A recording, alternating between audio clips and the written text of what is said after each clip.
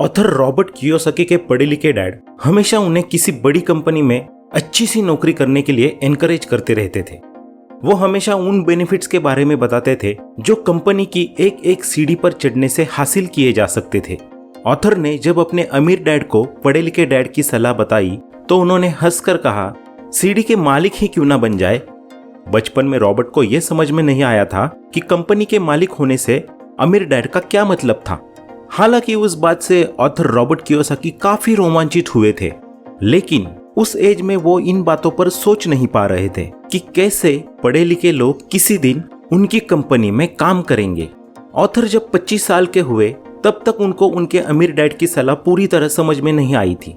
उन्होंने marine corps ये company छोड़कर जेरोक्स के लिए काम करना शुरू किया था। जेरोक्स में उनको बहुत अच्छा पैकेज मिला था और इंसेंटिव्स भी अच्छे थे, लेकिन इसके बावजूद जब उनके टैक्सेस कटते थे तब उनको बहुत बुरा फील होता था।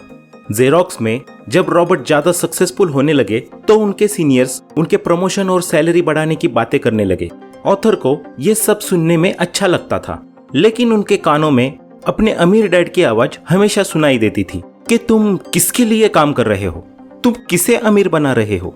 1974 में जेरोक्स के एम्प्लॉय के रूप में ही ऑथर ने अपनी पहली कंपनी शुरू कर दी।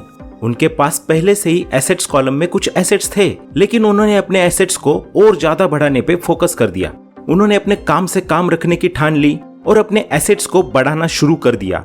उनके पास अब एक लक्ष्य था। वो सुबह जल्दी काम पर जाते थे, हार्ड वर्क करते थे और ज्यादा पैसा कमाते थे ताकि उसे अपने रियल एस्टेट की कंपनी में इन्वेस्ट कर सके।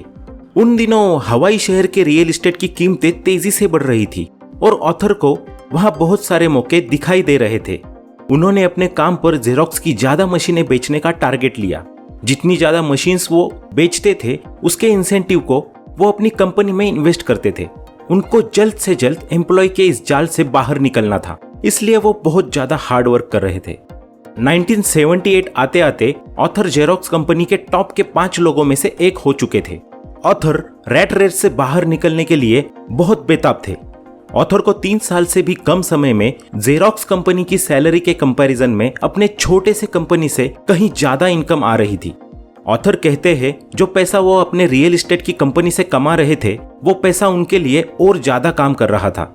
बाद में प्रॉपर्टी से आने वाला कैश फ्लो इतना बढ़ गया कि ऑथर ने उससे एक कार खरीदी और आखिर में ऑथर अपने अमीर डैड के सिखाए गए सबक के कारण उस रैट रेस से बाहर निकलने में कामयाब हो सके और कम समय में ही एक एम्प्लॉयर बन गए थे।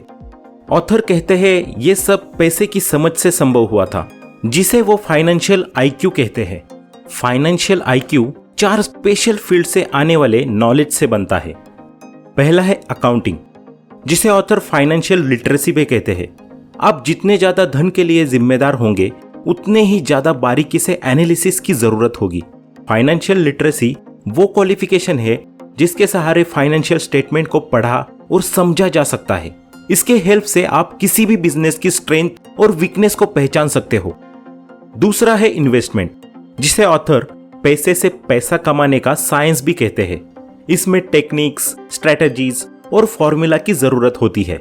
तीसरा है मार्केट अंडरस्टैंडिंग, डिमांड और सप्लाई का साइंस। इसमें मार्केट के टेक्निकल एस्पेक्ट्स को जानने की जरूरत है जो कि इमोशंस ड्रिवन होते हैं।